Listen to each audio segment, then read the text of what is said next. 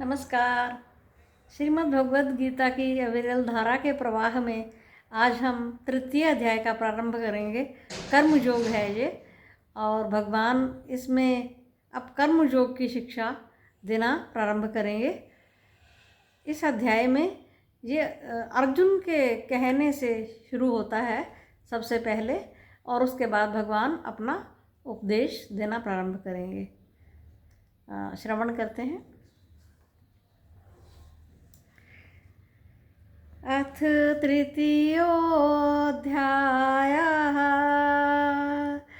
कर्मयोगः। अर्जुनोवाच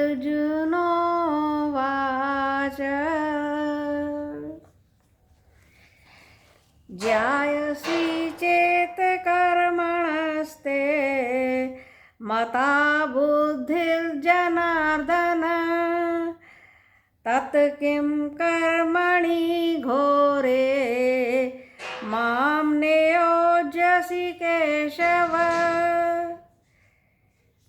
अर्जुन कहते हैं,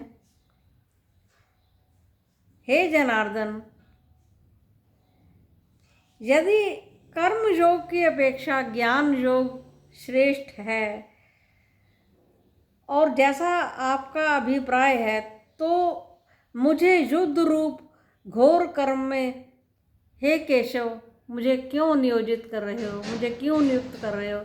यानी कि मुझे जबरदस्ती ढकेला जा रहा है युद्ध में, ऐसा अर्जुन का कथन है।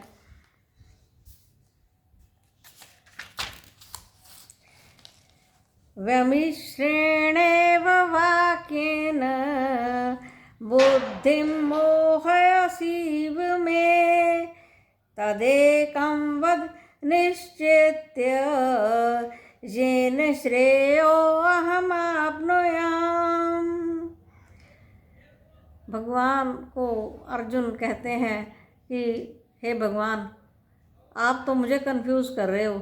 कभी कहते हो ये अच्छा है, कभी कहते हो वो अच्छा है। मिश्रित सी वाणी बोलकर आप मुझे मोहित कर रहे हैं। इसलिए जो एक निश्चित रूप से मेरे लिए श्रेष्ठ हो, वो मुझे एक निश्चित करके बताइए। आगे भगवान कहते हैं, श्री भगवानुवाच लोकेऽस्मिन् द्विधा निष्ठा पुरा प्रोक्ता मया नघ, ज्ञानयोगेन सांख्यानां कर्मयोगेन योगिनाम्। श्री भगवान बोले, हे अनघ, अनघ का अर्थ होता है जो उत्तम है। इस संसार में दो प्रकार की निष्ठा मेरे द्वारा पहले कही गई है। ज्ञान योग से सांख्या नाम यानी ज्ञानाधिकारी लोगों का, और कर्म योग से निष्काम कर्म योग के द्वारा योगियों की निष्ठा कही गई है। न कर्मणामनारम्भात् नैष कर्म्यं पुरुषोऽश्नुते, न च सन्न्यसनादैव सिद्धिं समधिगच्छति।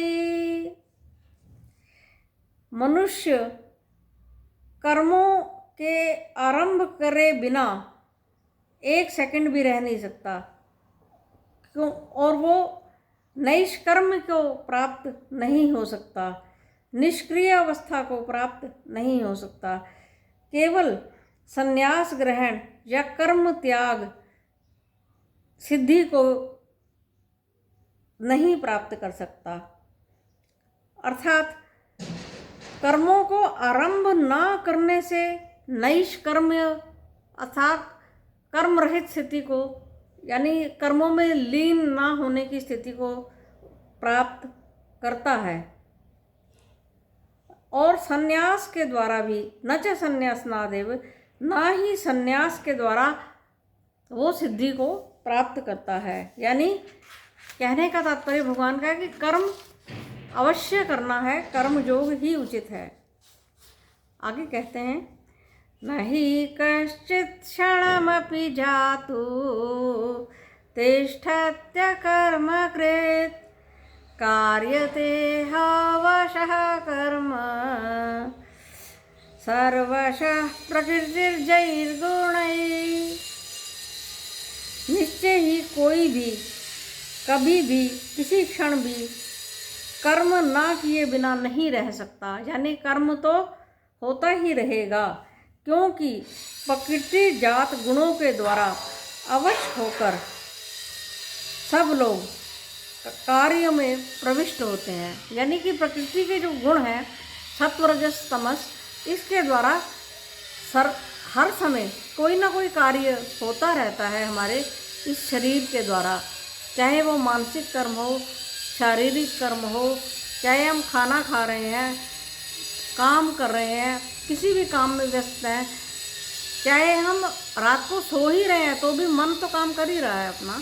तो इस तरह से कहने का भगवान का अभिप्राय है कि किसी भी क्षण हम बिना कोई कार्य किए नहीं रह सकते। प्रकृति के गुण ही ऐसे हैं कि वो गुण काम करवा रहे हैं, गुण गुणों में बरत रहे हैं, तो काम होता ही रहता है। इस तरह से भगवान कहते हैं। आगे हम कल पढ़ेंगे। नमस्कार।